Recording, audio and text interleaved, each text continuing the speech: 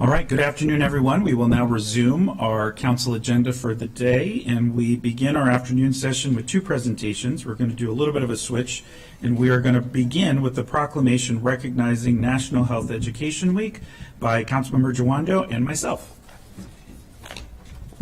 All right, come on up, everyone who's come on down. And we've got a great group with us here today from MCPS. I'm going to announce them because we're going to move expeditiously today, I think you were told, but it's great to be here recognizing National Health Education Week. And with us we have, is Nikki here? He's not here, okay. We don't, Keisha's here. Yes. Dr. Keisha Logan, Director of Pre-K Curriculum, is that correct? Dr. Kara Grant, Health and PE Physical Education Supervisor with MCPS. Teresa Schatzer, Health Content Specialist. Karen Cart. Hey, Karen, good to see you. Physical Education Adaptive PE Content Specialist. Jennifer Russian? I know that. I'm sorry. PE Content Specialist. And Jasmine Rowe. Good to see you, Health and PE Administrator. So we are ready. We're going to all do some exercise afterwards, so just be prepared. But no, thank you for being here. Since 1995, we've recognized National Health Education Week, and we celebrated the third week of October in recognition of the value that education and health education has in our society and in our schools. It inoculates us against many risks to our physical, mental, and overall well-being. We know now it's a major, important effort in our schools with our kids that have come back dealing with so much, having healthy outlets, exhibiting healthy behaviors, getting that content and that information for their families so that they can make informed choices about how they conduct their lives and prevent harm to themselves and others. So I want to thank all of our county health educators who work daily to empower our students. And I mentioned everyone who's here today. Before I read the proclamation in tandem with Council President, I'm going to invite him to come over and say a few words as well. Thank you so much, Councilmember Jawando. Really appreciate your leadership on this. And as Chair of the Health and Human Services Committee, I can speak in the first person, as all of us can, regarding the critical nature of this work. And we know that our community health workers go by many names and do many different jobs. They are trusted members of the communities they serve, and they are critical in helping us to achieve the health and wellness outcomes of individuals, especially those most vulnerable. Their work is so important, and never more important than right now. So today's an important day, this is an important month, and we recognize and appreciate their tremendous leadership through some of the most recently difficult, challenging moments in the history of our country and our world. Thanks a lot. Tag team this with me? Yeah. Okay. And I will say, as the father of an MCPS fifth grader who's getting ready to deal with that second semester health education course, you know, I'm excited, and I know that she's going to get everything she needs. Whereas the Society for Public Health Education has led the National Health Education Week celebration during the third week of October since 1995 to highlight the importance of health education and the role it plays in well-being, and whereas effective health education improves the health status of individuals, communities, states, and the nation. It enhances the quality of life for all people, prevents disease, and reduces risky behaviors. And Montgomery County Health educators teach our students foundational material that will guide them through their lives and wellness journeys. We are incredibly grateful for their work to support our students. And whereas it is imperative that every child has the opportunity to learn about the array of external and internal factors that influence their health and well-being. And they must also be aware of and appreciate the factors that may influence others whose life circumstances differ from their own. And whereas health education connects students from all backgrounds with cultural practices through the exploration of health content and topics, promoting mental and emotional health, substance use, so we don't want abuse, and misuse prevention, disease prevention, healthy relationship development, and injury prevention practices, which I clearly needed a couple weeks ago, and helps create a sense of community. Now therefore be it resolved that the County Council of Montgomery County, Maryland hereby celebrates October 17th through 21st as National Health Education Week and appreciates the great contributions of our health education teachers, content specialists, and central office administrators who work on health education and well-being. And be it further resolved that the County Council encourages all county residents to do the same. Presented on this 4th day of October in the year 2022, signed by myself and the Council President on behalf of all of our colleagues. And we have proclamations for you, so let's give them all a round of applause. And we'll take a picture.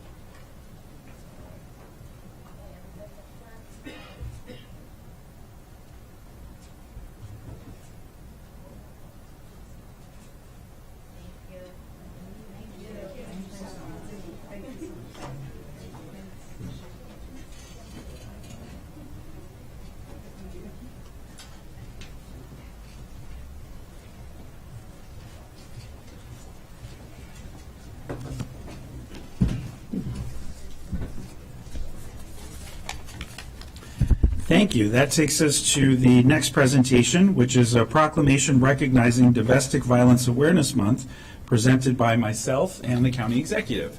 For everybody who's here for that proclamation, please come forward.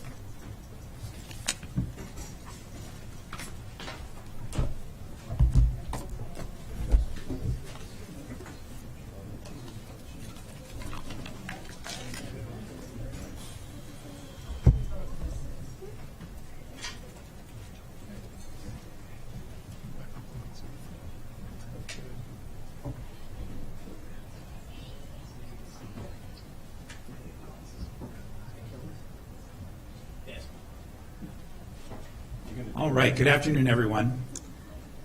So just a few moments ago, we held a press conference upstairs to recognize Domestic Violence Awareness Month and announce a new initiative in Montgomery County called Walk in Their Shoes. Spread out throughout the county will be shoes with stories of victims of domestic violence across Montgomery County.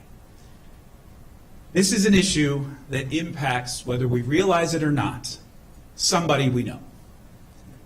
Cheryl, just a moment ago upstairs, bravely shared her story with all of us, and she represents, unfortunately, many stories that are out there. We must eliminate the stigma associated with this extraordinarily challenging and overwhelming issue.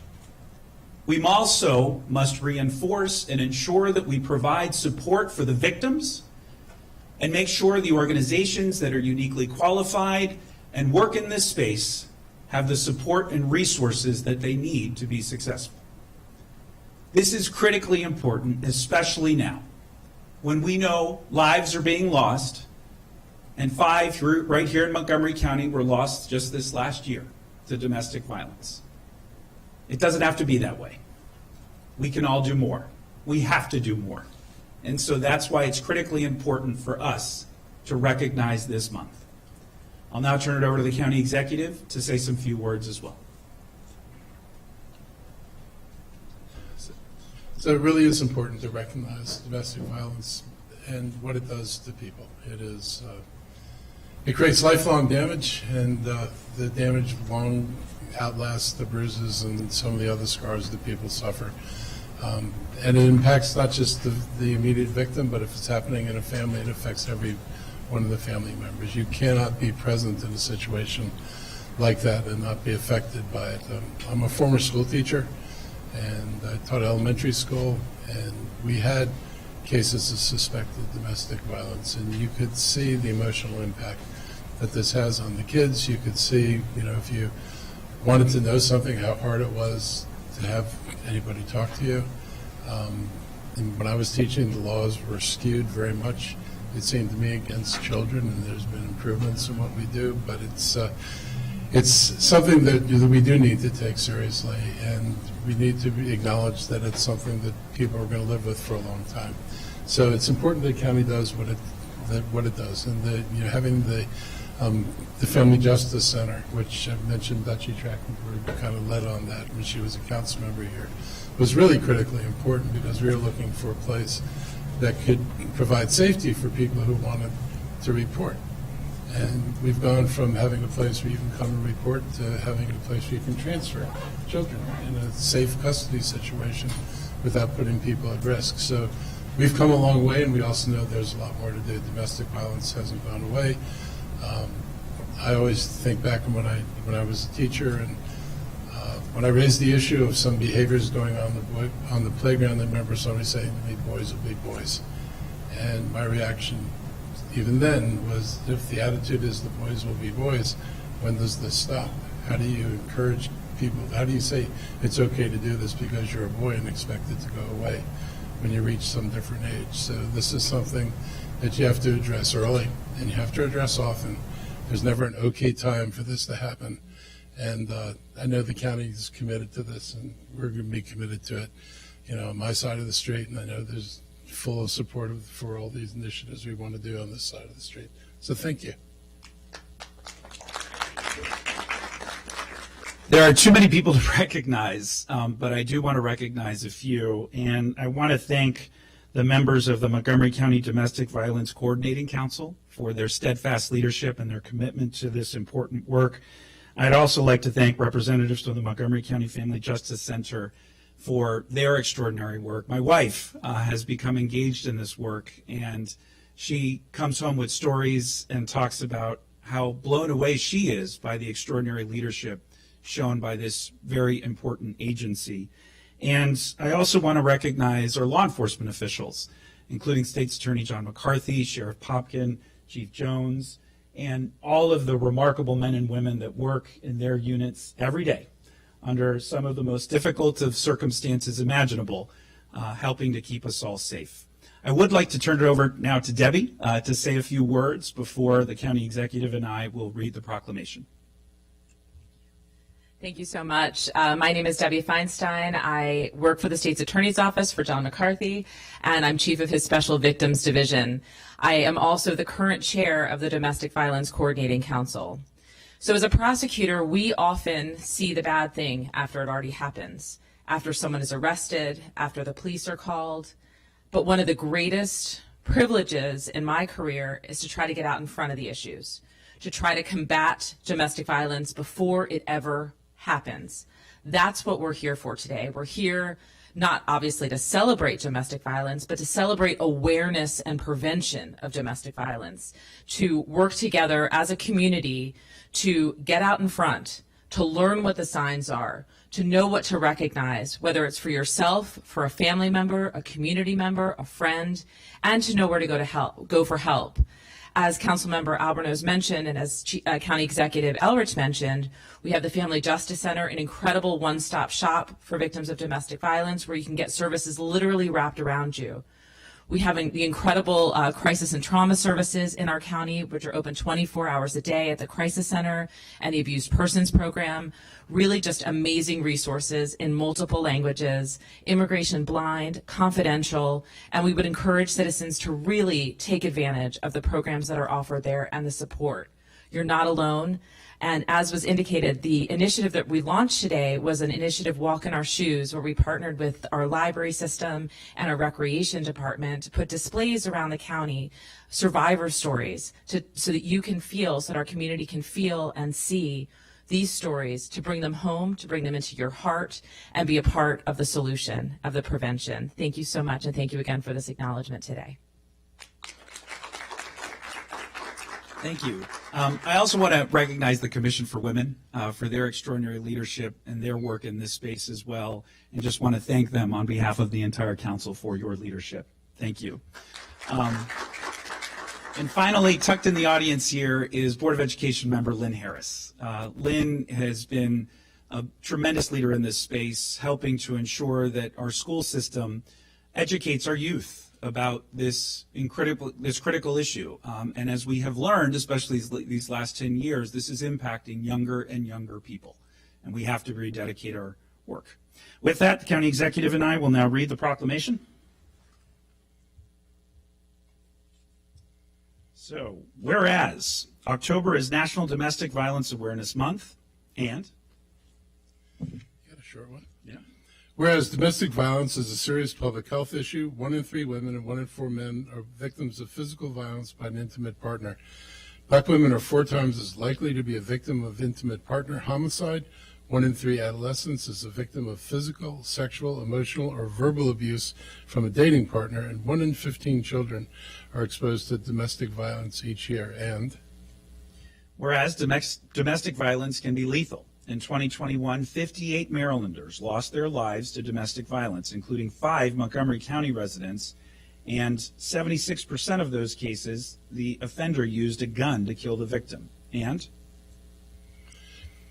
whereas prior strangulations, threats, use of a weapon, jealousy, controlling behaviors, suicidality, and stalking indicate dangerous and possibly lethal situations. And whereas bystander intervention is critical to preventing domestic violence. If you are concerned about someone, encourage them to get help and seek safe shelter. And whereas the Montgomery County Family Justice Center and the Abused Persons Program, both located in Rockville, Maryland, offer free confidential services to anyone impacted by domestic violence, including virtual services. And so I'm going to take us home here. Whereas during the month of October, the Montgomery County Domestic Violence Coordinating Council will provide virtual and in-person resources, including survivor stories, signs of abuse, and how to get help.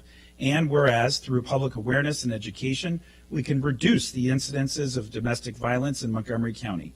Now, therefore, it be resolved that the county executive and myself, along with Councilmember Katz, who's shown tremendous leadership as chair of the Public Safety Committee, hereby acknowledge October 2022 as Domestic Violence Awareness Month in Montgomery County. We ask our community to recognize the pervasive problem of domestic violence and to spread the word about the help available at the Family Justice Center and the Abused Persons Programs. Signed by myself, the County Executive, and Councilmember Katz on this day, October 4th, 2022.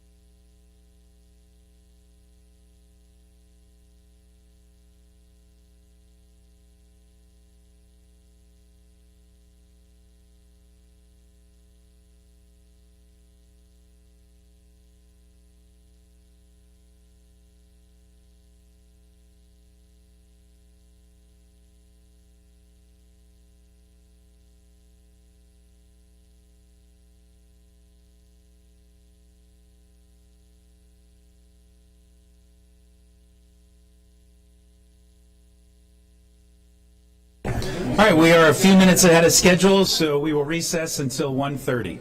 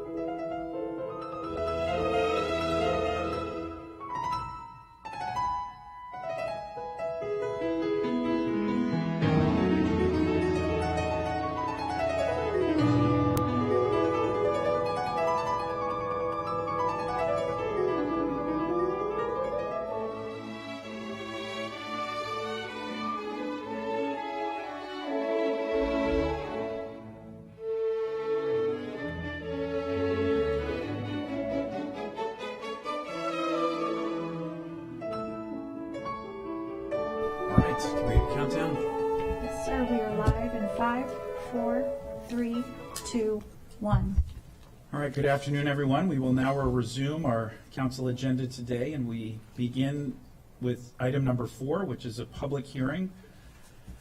This is a public hearing on Bill 2522, Forest Conservation Trees. This bill would exclude activities in the commercial residential zone from qualifying for certain forest conservation plan exemptions, exclude any development that occurs within an environmental buffer from qualifying for FCP exemption, change the timeline for approval of a natural resources inventory forest stand delineation, increase the amount of forest required to be preserved in lower density land use categories, increase forest planting requirements in higher density land use categories, increase reforestation ratios, require planting of forest in all unforested stream valley buffers, amend the requirements where forest retention required by the forest conservation law is not possible, broaden the terms of maintenance and management agreements to include required maintenance for areas of existing forest retained to meet forest mitigation requirements,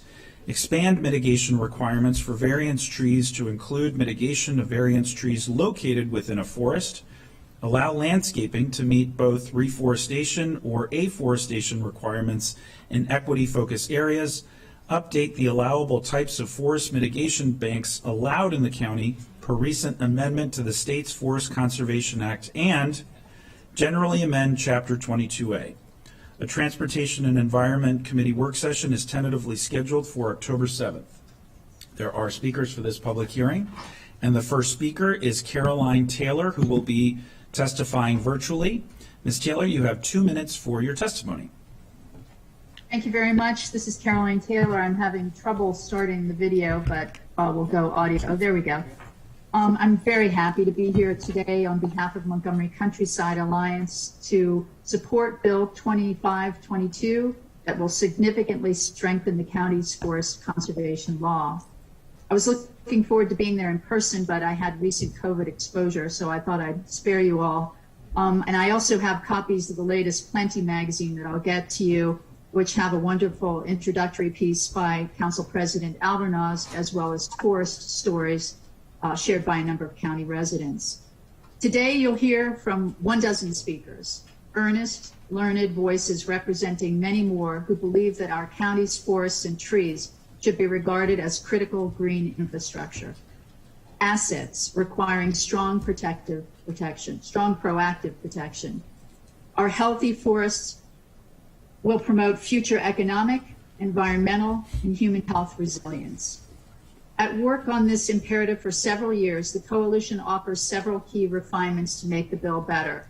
The refinements include protection of existing forest ecosystems, ensuring no net loss of forests, and strengthening watershed protections. A few quick words about stormwater and wellness. Forests protect. Remember that 1 inch of rain is 20,000 gallons of water, and every increase of 1% of organic matter provided by healthy forest stand is 20,000 gallons retained per acre.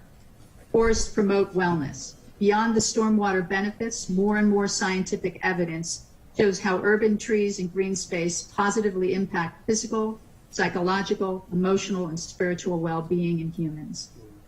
Forests are involved in what we know, what we are, and what we will be. Forests matter. Thank you so much for your time. Thank you very much for your testimony. Next, we will hear from Shruti Batnagar. Thank you. Good afternoon, Council President Albornoz and members of the Montgomery County Council. My name is Shruti Batnagar. I'm chair of the Sierra Club Montgomery County Group, testifying in support of Bill 2522 to strengthen the forest conservation law. The Montgomery County Sierra Club has been a leader in and staunch supporter of promoting forest ecosystem conservation and regeneration throughout the county. As a member of Montgomery County's Forest Coalition, the Sierra Club supports the coalition's recommendations. You mentioned a few of them, Council President Albornoz, and you also heard from Caroline Taylor, who reiterated protecting existing forest ecosystems, strengthening replanting ratios to ensure no net loss, and watershed considerations. There are others that are listed and will be shared by other speakers today. From 2001 to 2020, Montgomery County has lost tree cover equivalent to a 1.5% decrease in tree cover since 2000. Because of this, it is of utmost importance that Montgomery County's forest conservation law be updated and strengthened. These proposed amendments to the forest conservation law and regulations will help the county achieve greater forest replanting and forest conservation with the goal of no net loss. The benefits of forests are beyond counting. They help create healthy communities by reducing stormwater runoff and flooding, capturing and strong carbon, purifying our air and water, reducing urban heat island effects, and enhance the quality of life for humans and wildlife alike. To protect forests is one of the most fundamental, straightforward, and important actions that we can take to promote environmental proliferation and practice good stewardship. Taking the necessary steps to promote this protection should be done with all due haste and diligence to ensure a healthy, safe, and clean future for the residents of Montgomery County. For this reason, the Montgomery County Sierra Club supports the proposed changes to the Forest Conservation Law and urges the Council to accept the Forest Coalition's recommendation and pass the strongest possible forest conservation law to protect our forests, our communities, and build a climate-resilient future. Thank you. Thank you for your testimony. Next, we will hear from Casey Anderson. I'm Casey Anderson, Chair of the Montgomery County Planning Board. We're pleased to have helped convene a working group that's produced these recommendations.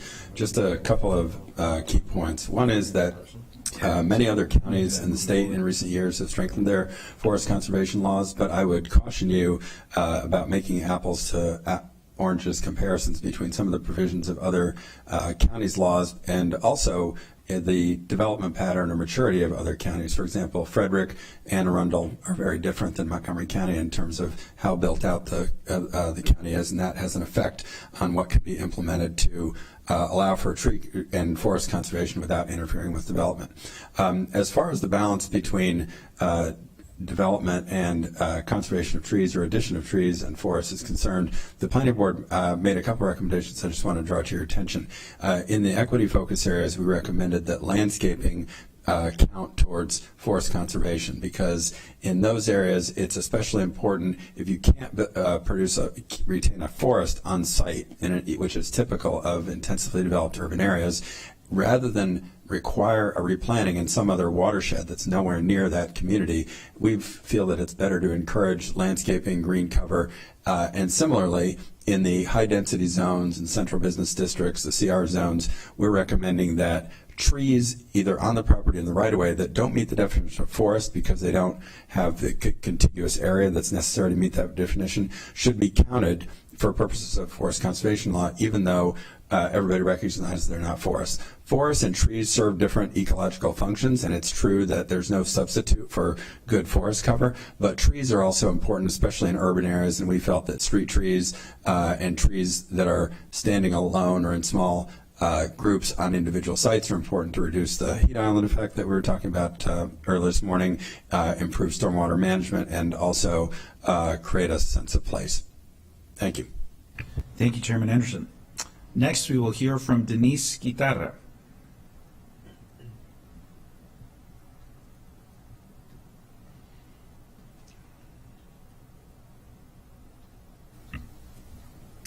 Good afternoon, Montgomery County Council. I'm Denise Skitara, Maryland Conservation Advocate for Audubon Naturalist Society. For 125 years, ANS has inspired people to enjoy, learn about, and protect nature. Thank the Montgomery County Council for the opportunity to provide testimony on Bill 2522. Forest ecosystems are critical natural infrastructure that have multiple co-benefits. Forests purify our air, our water, reduce urban heat, serve as habitats for wildlife, reduce stormwater runoff, cut down stress levels, connect communities, and do so much more. Numerous studies show the direct correlation between a healthy forest and a healthy community. In 2020, ANS, our local state environmental partners, formed the Montgomery County Forest Coalition.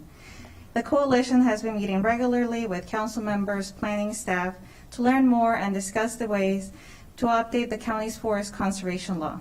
We have been active participants in the planning department's No Net Loss to Forest initiative.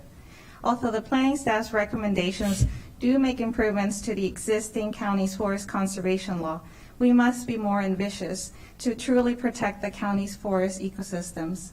ANS is recommending and asking the Montgomery County Council to pass and approve the strongest possible protections for our forests by taking into consideration the 9 main recommendations developed by the Montgomery County Forest Coalition. Please see my written comments for more details. We ask in particular to strengthen the bill by ensuring that 1, forest ecosystems are made a priority, and that 2, replanting ratios are increased. We also support the planning staff's recommendations to 1, focus reforestation and afforestation in equity-focused areas and increase tree maintenance requirements. On behalf of ANS and our members and supporters, we recommend that the County Council supports and takes into consideration Montgomery County Forest Coalition's stronger forest recommendations. Remember that the best time to plant a tree and a forest was 20 years ago, and the second best time is now. Thank you. Thank you. Next, we will hear from Hedrick Berlin.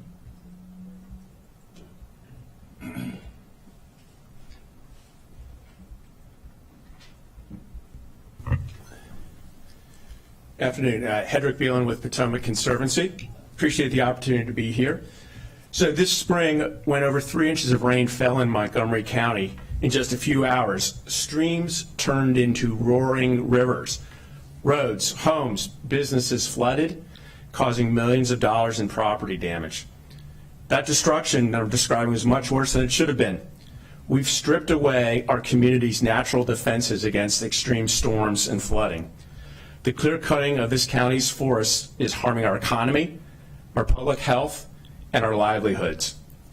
While neighboring counties are prioritizing their forests, a recent study showed Montgomery County lost over 500 acres of forest and broke up an additional 1,800 acres of forested lands in just 4 years. At Potomac Conservancy, we represent over 5,000 supporters in this county. Your constituents want action and leadership from this county council on forest protection. We support the proposed forest conservation updates in Bill 2522 with some strengthening amendments that will move from a goal of no net loss of forests to a net gain of forests, an actual goal that rises to the challenges of our times. We can't just replace individual trees. We have to prioritize protecting our existing forest ecosystem. And in special circumstances, when those protections cannot be honored, we must require the creation of 2 acres of functioning forests for every acre that's removed. As we saw this spring, we frankly can't afford anything less. We must protect our remaining forests by putting an end to the development and embracing common sense planning solutions. We call on you to strengthen the forest conservation law that's going to save existing forests first and then prioritize replacing and restoring additional forest acres. Thank you. Thank you. Next, we will hear from Lucy McFadden.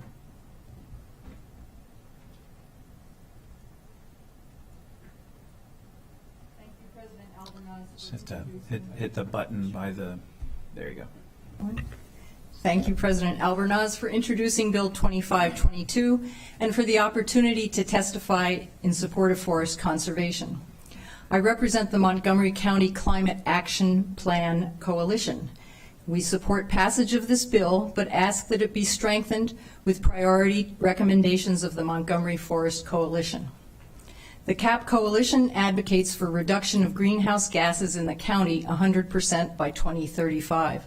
For carbon sequestration and mitigation of heat islands that have negative health consequences for those living in high-density communities. The proposed bill to increase replanting requirements in some circumstances is a step in the right direction, but we recommend requirements be strengthened so that all forest removed is replanted to achieve no net forest loss. I have 2 specific points. In some cases, the bill accepts landscaping to meet reforestation requirements, often in equity focus areas. The intention is to ensure plantings on site instead of off. However, landscaping alone does not mitigate the effects of urban heat islands, nor provide other health benefits that come with neighborhood trees. We ask this provision be considered carefully and ensure that landscaping doesn't defeat the goal to provide equitable benefits of trees for urban residents. Secondly, the proposed conservation thresholds and replanting ratios continue to allow loss of forest ecosystems in the county. This has been going on for years.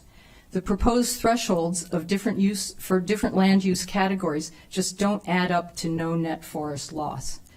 The planning board must be given direction to protect and recover forests, and our written testimony points to specifics in the bill.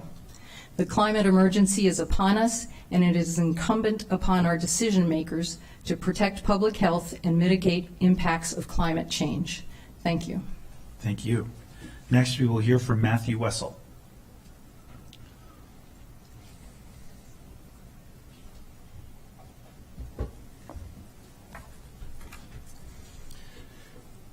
Good afternoon. My name is Matthew Wessel, and I chair the Environmental Committee for the Maryland Building Industry Association. I'm also a landscape architect with experience implementing the forest conservation law in Montgomery County. There are a lot of changes being proposed to the forest law. These changes and their impacts on various types of projects are addressed in detail in a letter sent to the Council on behalf of the MBIA. I would like to focus my testimony on the main takeaways.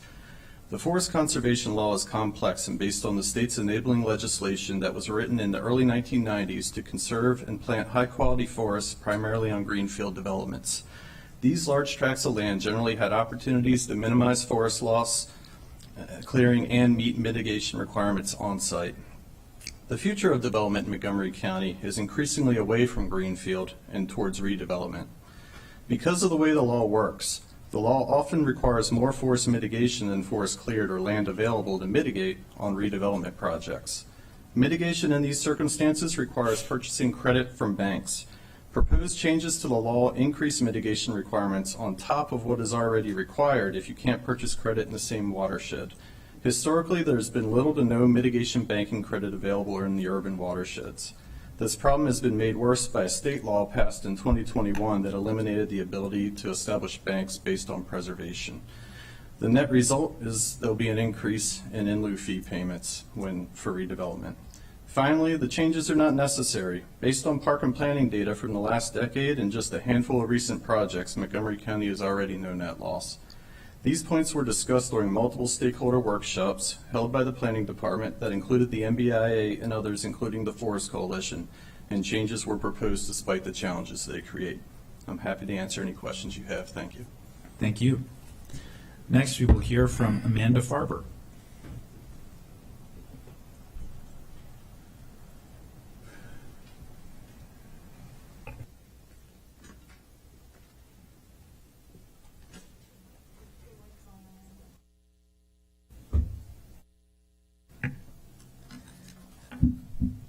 Good afternoon. My name is Amanda Farber. It's great to be here today on behalf of Conservation Montgomery. Thank you, council members, for hearing our testimony on Bill 2522. There are three main laws which apply to trees and forests in Montgomery County: the Roadside Tree Protection Law, the Tree Canopy Law, and the Forest Conservation Law. While these laws all could use strengthening, we are here today focused on specific ways we can improve our forest conservation law. We would first like to applaud the planning staff for the effort they put into the bill which is before you, including holding several stakeholder work sessions, as well as to acknowledge the members of the MoCo Forest Coalition, a group of organizations which came together with a goal of ensuring that our county not only embraces a no net loss of forest policy, but also preferably a net gain outcome. You have our written testimony, so I would like to speak in support of two amendments in particular. First, we support planning staff recommendation to eliminate certain exemptions for certain CR zone tracts. Each qualifying CR project may only be required to provide a relatively small amount of mitigation, but the point is that it all adds up, and projects would still be able to pick from a menu of mitigation options, allowing flexibility. Second, nearly everyone agrees watershed locations must receive greater consideration with regards to forest mitigation. Montgomery County is over 500 square miles and is home to 8 major watersheds. As it stands now, too often mitigation occurs far away from where trees and forests are removed, sometimes creating a game of musical mitigation. We feel strongly that there should be even greater incentives for replanting locally within the same watershed. To follow up on what Denise said, the best time to plant a tree was 20 years ago. The second best time is now. But the same can be said for our forest and tree laws. The best time to further strengthen our forest conservation law was 20 years ago, and the second best time is now. I hope that is what you will do today. Thank you. Thank you. Next, we will hear from Marissa Olszewski. Olszewski, sorry. Thank you, council members and Council President Albornoz, for hearing testimony today on amendments to the Forest Conservation Law. My name is Marissa Olszewski, and I am Environmental Policy Manager for the Maryland League of Conservation Voters. Maryland LCV is proud to be supported by more than 3,000 members in Montgomery County in our efforts advocating for clean water, clean air, and a resilient climate for everyone in Maryland. More than 80 of these members corresponded with this council within the past week in support of Bill 2522, with recommendations to further strengthen the law prior to adoption. Forests serve as crucial natural resources and provide protection from and mitigation for many environmental challenges. And Maryland LCV has been participating with the Montgomery County Forest Coalition, and we concur with the coalition's recommendations, details of which have been submitted in written testimony, to strengthen a few of the provisions in the proposed legislation and pass it under the current council. Here, I wanted to highlight one recommendation to enhance the proposal the Planning Department has provided, namely specifying the replacement of forest ecosystems, not just trees, when forest ecosystems are removed. Of course, the first alternative is always no removal of existing forest. However, when reforestation or afforestation is required, more than just trees need to be planted and maintained. Planting plans and maintenance requirements need to include the establishment of good drainage, healthy soil with beneficial fungi and microbiotic communities, and a diversity of plant layers from ground cover up through tree canopy. You've already heard it from two of my friends here. Obviously, the best time to plant a tree was 20 years ago, but the best time to adopt and strengthen forest conservation laws in Montgomery County is right now. Montgomery County has frequently led the state in laws demonstrating the value of and providing protection for the environment. This council can continue that important legacy by strengthening and adopting Bill 2522. Thank you. Thank you, Ms. Olszewski. Next, we will hear from Eric Fisher.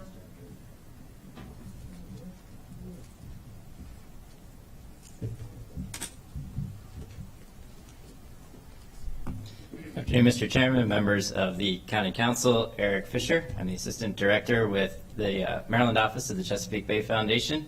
I'm also a certified land use planner with a number of years of experience with the Forest Conservation Act. Proudly here supporting and representing our members in Montgomery County. There are some myths around Montgomery County development activity. One is that it's largely cooked, and the second is that we're no longer losing trees. The vast majority of forest data does not support either of those assertions. The fact is, whether you look 5 years back or 10 years back, whether you use county reports or use remote sensing data, Montgomery County leads forest loss in this state outside of Southern Maryland and is the second fastest fragmentation of forest in the state. Now, I'm not here to point fingers. I'm here to say you guys simply need better tools. This bill provides you the opportunity to put those better tools in place. Most of the opportunities presented in the bill have already been taken by your neighboring jurisdictions. In fact, in many cases, they've gone even farther than this bill. Frederick County requires full acre-for-acre replacement. Howard County has gone as high as 3-to-1, even though that county is already highly developed. And Anne Arundel County has installed new protections for their most valuable priority forests. We strongly encourage the council to take a hard look at this last one, as priority forest was an area that was left untouched by the Planning Commission's bill. We would appreciate stronger forest protections for these highly ecologically valuable forests that also provide flooding control and health benefits to nearby communities. Stronger protection is not a zero-sum game with affordable housing or transit-oriented development, and we fully support Planning Commission's proposal to add additional flexibility where stronger regulations are imposed. Thank you very much for your time this afternoon. Thank you. Next, we will hear from Sylvia Tognetti.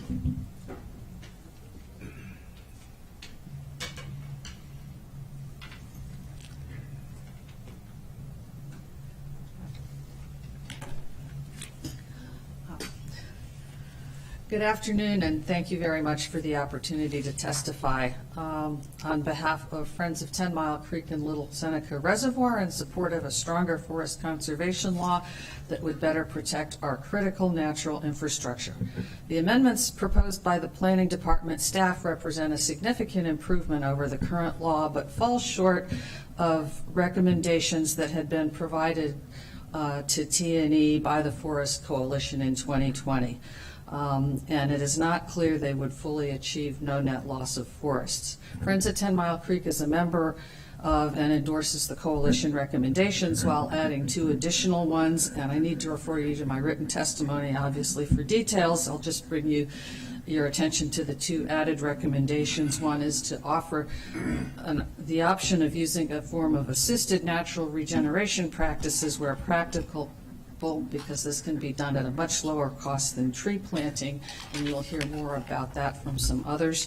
And when replanting is required, to calculate the tree replacement required at a 2-to-1 ratio based on measurements of the amount of diameter at breast height that is lost.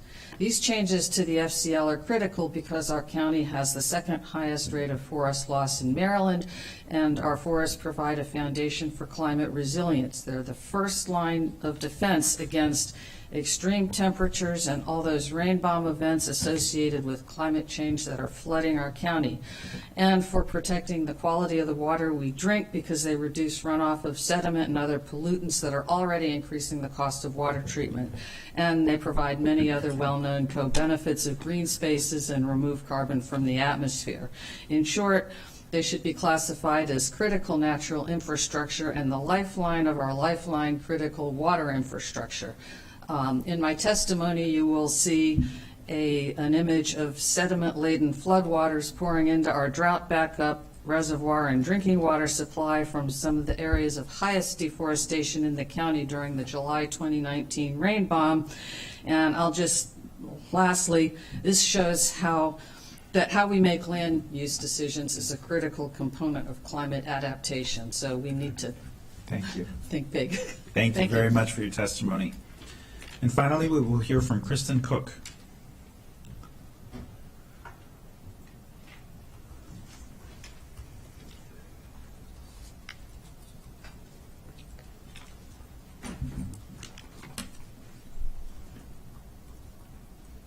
You're good. It's already pressed. Mm-hmm. Oh, you got to press it again. Yep. You pressed the right button. You just turned it off. There you go. Okay, thank you. Hi, my name is Kristen Cook, and I am talking today on behalf of 350 Montgomery County, which is a county chapter of the National Climate Organization 350.org. Providing testimony today in support of strengthening Bill 2522, forest conservation trees. The importance of protecting Montgomery County's existing forests cannot be underestimated. We desperately need our forests to mitigate climate change. Today, I'd like to focus on the Forest Coalition's top 2 recommendations for much-needed amendments to strengthen the forest conservation law. The absolute most important change the FCL needs is to protect existing forest ecosystems. This means that all existing forests in Montgomery County should be designated and treated as priority forests under the FCL. In order to make the importance of this recommendation clear, I want to mention the challenges that replanting and reforestation in general present. Reforestation is expensive, difficult to plan, and can be hard to execute. Success is subject to weather, weeds, and we have terrible invasive problem in the DMV, and continued maintenance. Current weather conditions due to climate change have left us with less predictable weather, with periods of low-level drought alternating with heavy storms and flash flooding, where water is not absorbed into the soil as well due to storm runoff. Under these conditions, there is a higher mortality rate of new plantings. If trees need to be cut down, then they should be replaced by enough young trees to capture the same amount of carbon than the ones cut down or capturing. This leads me to the second recommendation, to strengthen replanting ratios to ensure no net loss. In summary, protecting our existing forest is paramount to how our county meets its climate goals. Thank you. Thank you. That concludes our speakers for this public hearing. This public hearing is now closed. Persons wishing to submit additional material for the council's consideration should do so before the close of business on October 12th on this matter. Next, we will go to item number 5. This is a public hearing followed by council action on an amendment to the FY 23 through 28 Capital Improvements Program and special appropriation to the county government's FY 23 capital budget for Montgomery County Department of Transportation and Bowie Mill Road Bikeway, number 502-108, in the amount of $2,245,000. Action is scheduled immediately following this hearing. There are no speakers for this public hearing, and so this public hearing is now closed. Can I get a motion to accept this appropriation? Moved by Councilmember Tawando, seconded by Councilmember Hucker. All those in favor, please raise your hands. And that is unanimous. That takes us on to agenda item number 6. This is a public hearing followed by council action on an amendment to the county government's FY 23 through 28 Capital Improvements Program and Supplemental Appropriation 2312 to the FY 23 capital budget of Montgomery County Public Schools and Planned Life Cycle Asset Replacement in the amount of $602,651.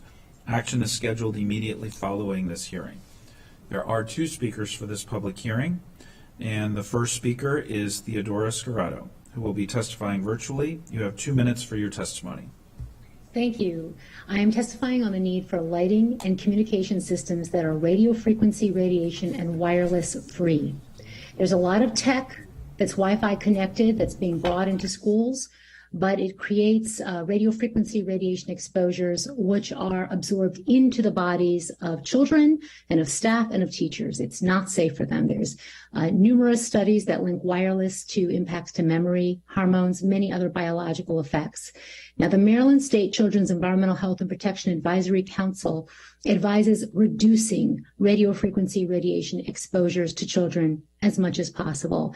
The Collaborative for High Performance Schools, which is a U.S. building rating program, developed low electromagnetic field exposure criteria for classrooms to reduce it as much as possible for students and staff. And of course, there needs to be monitoring of the levels, especially if you're going to bring in lighting or other technology or building infrastructure, which increases levels, which is absolutely not recommended.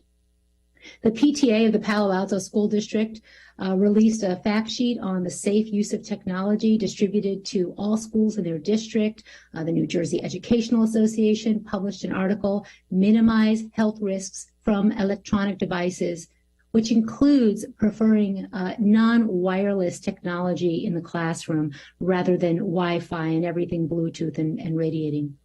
The New York State Teachers Union passed a resolution on the hazards of wireless radiation emissions, hosted a webinar on this issue, and has best practices for schools in order to reduce wireless radiation in the classroom. And numerous governments, such as France, Cyprus, and Israel, have banned wireless in daycares and kindergartners because of the radiation. Children deserve safe technology in the classroom. I also would say that research shows impacts to trees from cell towers. So I really, please protect the forest from cell tower proliferation. Thank you so much. Thank you. Next, we will hear from Susan Laban.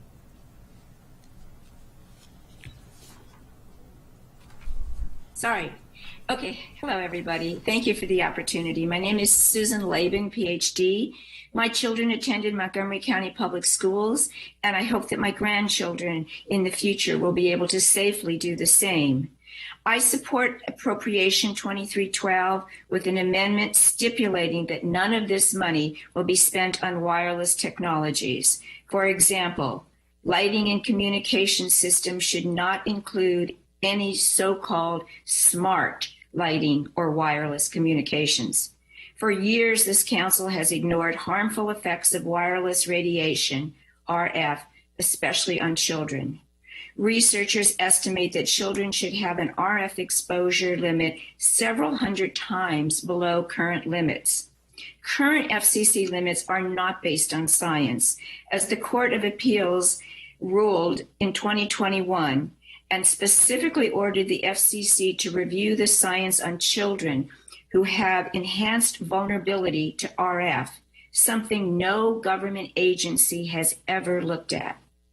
The Council urgently needs to develop a comprehensive strategy for protecting children and all residents from radio frequency harms, just like they've done with the monitoring of lead exposure in schools and homes. The Council should be protecting children and residents, not trying to increase exposure, as in the proposed zoning text amendment 2201, which will encourage proliferation of antenna close to children in schools. Even the wildly unpopular ZTA 1907 had a setback of 30 feet from schools. 2201 has no school setback whatsoever. Thank you so much for your time, and please consider these issues. Thank you. That concludes our speakers for this public hearing, and so this public hearing is now closed. We move on to agenda item number 7. This is a public hearing followed by council action on supplemental appropriation. Hold on real quick, let me make sure. Yep. That required an action. Can I get a motion to accept this appropriation? Moved by Councilmember Reamer. Seconded by Councilmember Jawando. All those in favor, please raise your hands. And that is unanimous. Now we move on to agenda item number 7. This is a public hearing followed by council action on supplemental appropriation 2314 to the FY23 operating budget of the Montgomery County Government Department of Health and Human Services, Montgomery County Child Care Resource Center, and ARPA Child Care and Development Fund discretional grants in the amount of $417,500. Action is scheduled immediately following this hearing. There are no speakers for this public hearing, and so this public hearing is now closed. Can I get a motion to move by Councilmember Friedson, seconded by Councilmember Rice? All those in favor, please raise your hands. And that is unanimous. And that takes us on to our final item, public hearing. This is agenda item number 8. This is a public hearing followed by council action on supplemental appropriation 23-16 to the FY23 operating budget of the Montgomery County Government Department of Health and Human Services and Montgomery County Infant and Early Childhood Mental Health Support Services Grant in the amount of $318,421. Action is scheduled immediately following this hearing. There are no speakers for this public hearing, and so this public hearing is now closed. Can I get a motion to accept this appropriation? Moved by Councilmember Navarro, seconded by Councilmember Reamer. All those in favor, please raise your hand. And that is unanimous. Sorry. That was close. All right. Yep.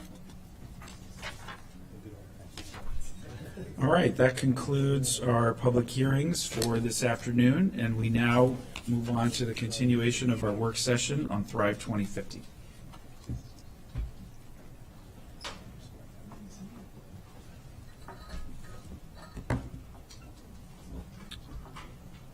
I'll turn it over to Ms. Dunn to walk us through this portion of the packet. Good afternoon. Thank you, Council. So we are back. This is the second work session today for people who've been following Thrive but have not had a chance to watch what's going on today. In case they don't know, we had a work session this morning. It covered the first 5 chapters in the Fed Committee draft of Thrive Montgomery 2050. And this afternoon's work session will cover 3 more chapters, the chapter on housing, the chapter on parks and recreation, and the conclusion. And just as a little background again for anyone who didn't watch this morning, over the course of the summer and fall of 2021, the Fed Committee held 9 work sessions on the Planning Board draft of Thrive Montgomery 2050, completed its review as of October 25th, posting a unanimously supported Fed Committee version of the plan. The staff report for this morning's session provides a lot more detail into that process, the Planning Board draft, the Fed Committee's changes to that draft, So if someone's interested, they can look at the staff report for this morning. The review of the Fed committee draft, as we've been going through it, has consisted of a summary of the chapter, highlighting prominent issues that the Fed committee covered during their review, and then consideration of comments that have come in specifically on the draft text of the Fed committee's version of the plan. But before I begin, I just would like to say that I'd like to thank Linda McMillan, who I wish were sitting here with me. She was the council senior legislative analyst who took this through the Fed committee and who worked with planning staff so well on making revisions and comments and working on that Fed committee version of this chapter. So I would feel remiss if I didn't give her the credit that she deserves for that. So with that, we will move into the chapter on housing, called Housing for All, More of Everything. And I think perhaps the most prominent change in this draft is the title of the chapter. When it came over, it was titled Affordable and Attainable Housing, More of Everything. But as you know, working through that and understanding that this chapter really should be about housing for everyone in the county and not just a certain type of housing or for a certain component of the residents that live in Montgomery County.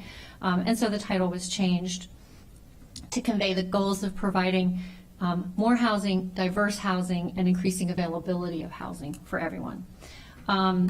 The revisions, which were collaborated on, as I mentioned, by council staff, Ms. McMillan, and planning staff, resulted in edits to the planning board's draft that clarified policies that were housing for all and that housing should be available and affordable to all residents.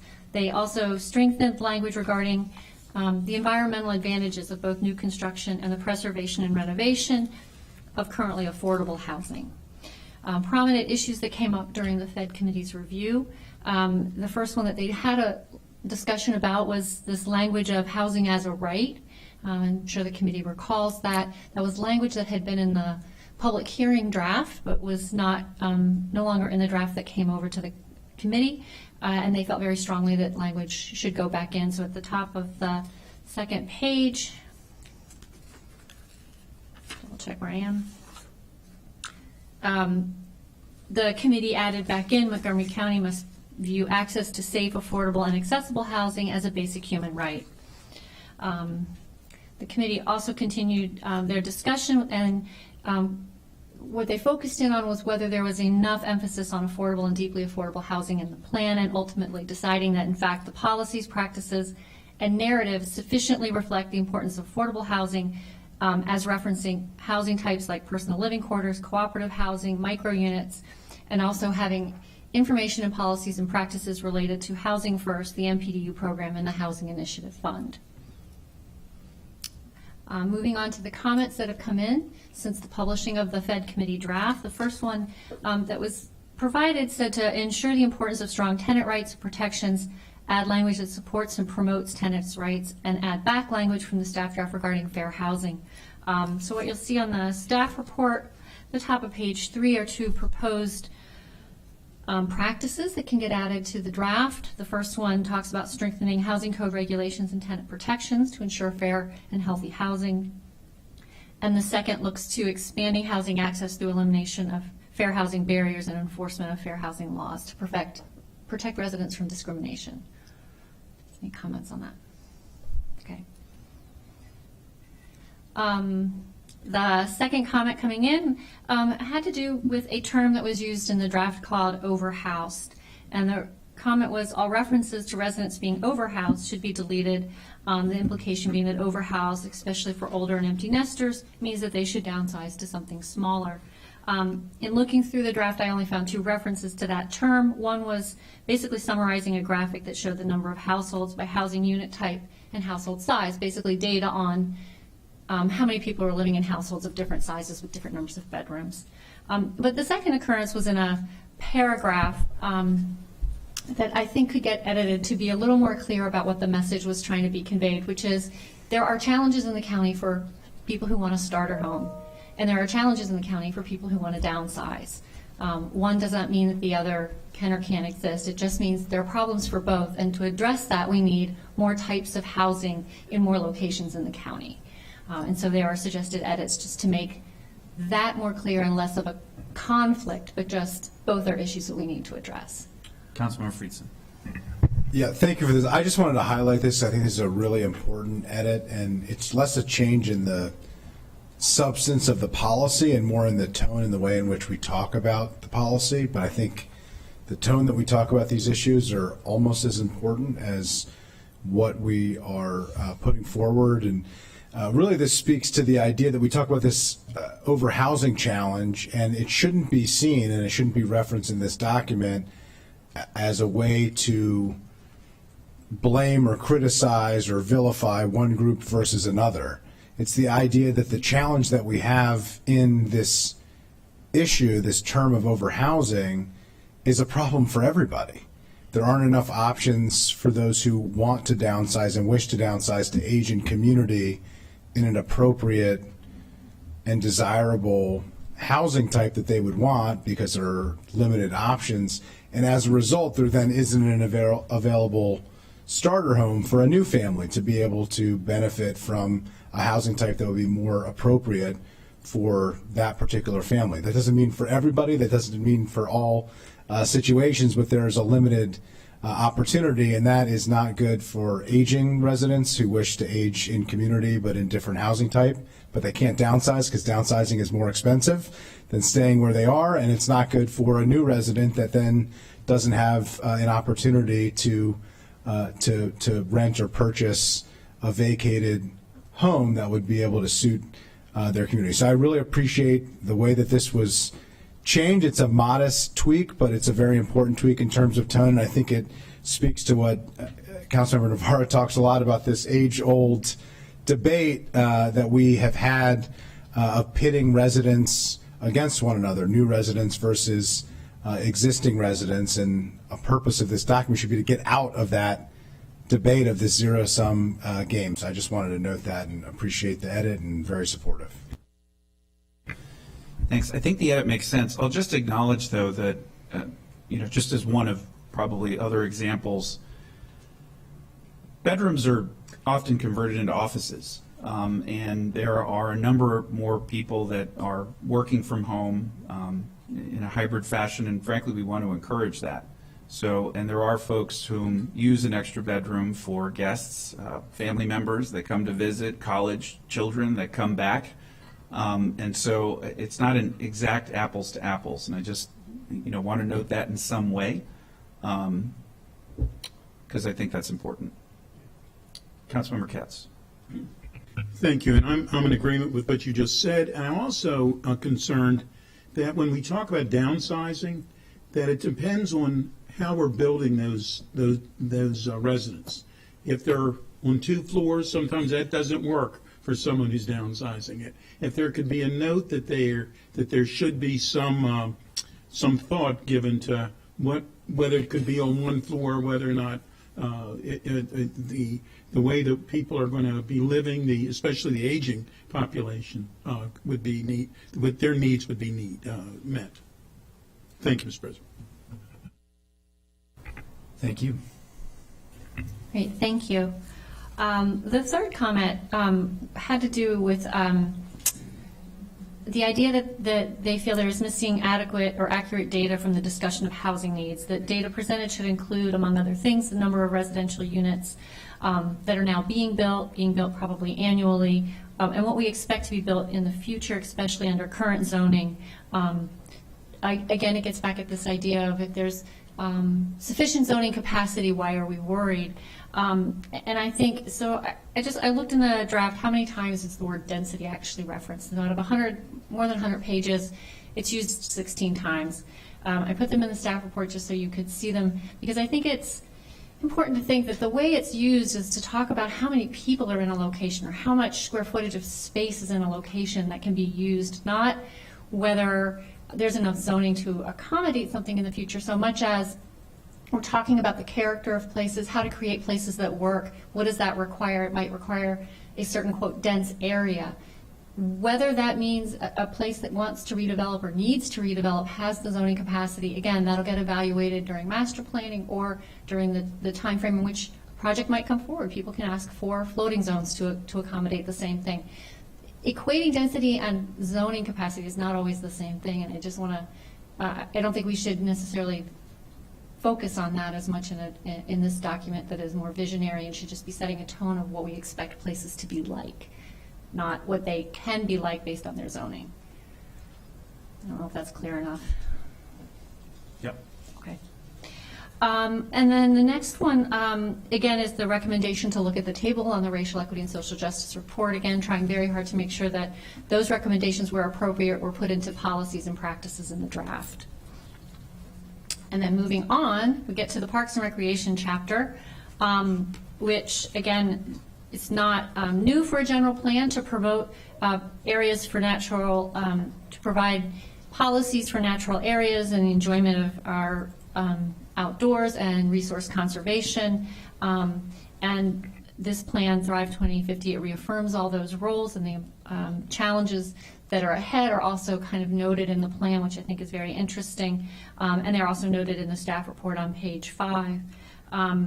When the committee was discussing this part of the chapter of the plan, I don't think they had huge issues. They did get recommendation to add a practice related to prioritizing equitable green infrastructure and requiring a plan in the future that would look at restoring and increasing green infrastructure in the county. And the committee supported both of those ideas. So on the 6th page of your staff report, you'll see that the bulleted point is the practice they added to the plan, and also in a future action document or appendix, there'll also be that action to look to a plan to see what our resources are in the future. Other than that, the comments we received on this section were amazing. This is the best written, most organized chapter in the document, and we would like to state our support for the language in this document. So I think that's huge, and a huge compliment to planning. Yeah, we'll take what we can get. That's great. Yeah. Yeah. And then next, the last actual chapter for today we're covering, and the last chapter that's currently in the plan will remain the last chapter. When I finish covering this chapter, though, I will just talk a little bit about what we'll do next week when we get back together. But for now, we're looking at the conclusion. It provides a synopsis of the plan. It talks about the strengths and weaknesses, strengths and challenges of the county. It notes, the county is well positioned, but how do we move forward? So it really is a really good place to think about implementation. That would be the next step as you're moving out of the plan. What is next? It's implementation. So the committee didn't have a long discussion about it, but there was talk about implementation. There was definitely a gratitude for the fact that the planning board has created what's called an action list, a list of get the name right, an action list of resources, which is like an appendix that accompanied the document when it came up, and was thought that went into what are actions that could be taken following the adoption of the plan. So as we've gone through the plan, at the end of each chapter we mentioned that there are measures. At first they were called metrics, but realized that they weren't always well defined. They were more loosely termed, and so they were better called measures, with the idea being that this action appendix or action list of resources would also include these metrics that take the measures, create the metrics out of them. I think it was Councilmember Friedson during the committee review who said, these metrics should all be well defined. They should have the source of data listed. We should also be intentive about how often we look at those metrics. So these are all things that can go in a document that accompanies the plan, that is done after the plan. So it's not before you today to make all those decisions, but just wanted to highlight that the conclusion talks about all that, and all of that could occur in this accompanying document and get discussed at some other point. Another piece that is similar to a metric is an indicator. They're a little broader, and again, those would be looked at probably less frequently, but they're indications of the success of how well the plan is doing. We did receive comments that came in, and one of them, I'll go with the first one. It's on page 7 of the staff report, which is simply that more detail about implementation and the indicators and measures should be included back into the conclusion. A lot of this material had been in the public hearing draft. And so you'll see that on page 7. This was provided by planning staff. They were aware of what the committee had been requested and went through and have provided different sections here. One is how Thrive Montgomery 2050 will be implemented. It's a paragraph explaining it. Compliance with the Maryland state requirements for planning. How does this plan basically satisfy those requirements? Tools to implement the general plan. Again, this is new added information, but will be again the same language with master plans, functional plans added back in for people's clarity. The relationship to the zoning code, other regulations, the capital improvements program. I think that must be it. Facility plans, other funding sources, and then other resources. So those were all added back into the conclusion, I think, to make it a more robust document for somebody to think about what happens next. And then last, as we've been mentioning, there are this action appendix that could happen later with metrics in it, with actions, with indicators. There was one of the comments that came in was to review sort of the indicators or even the plan. I don't know whether that would be through these indicators or just in general at every 5-year period. So that is something the council could consider. I know we've called it 2050. Is 30 years the right amount of time to wait to kind of rethink about what's happening given technological changes and environment and things that might be happening a little faster than we might want to wait 30 more years. But it doesn't mean we need to change the title. It just means we could put something at the end that says consideration of reevaluation in 10 years or 5 years. But that's it. All right. I don't see any other additional comments from colleagues, so thank you all very much. We will continue this conversation next week. Yeah, just quickly. So next week, what we'll bring back, we received the executive branch department comments. We didn't have time to review them, so Dr. Orland and I will do that, bring that back to you next week. And there may be a couple more pieces of information that have come in that we'll address. We will circle back with you on the comments you made when we reviewed the 3 new chapters. That was a week or so ago. You had comments, you had requests for information. Planning staff has worked really hard on that to help me out, which has been great, and I really appreciate it. We'll bring that back. And then what I'll also have is a list of the changes that you have sort of agreed to make to the Fed committee draft up through that date, so that we'll have everything done. Great. Okay. All right. Thank you very much, Thanks. Pam. Just truly, thank you. It's a heavy lift. You've done a really outstanding job. And with that, colleagues, we are adjourned for today.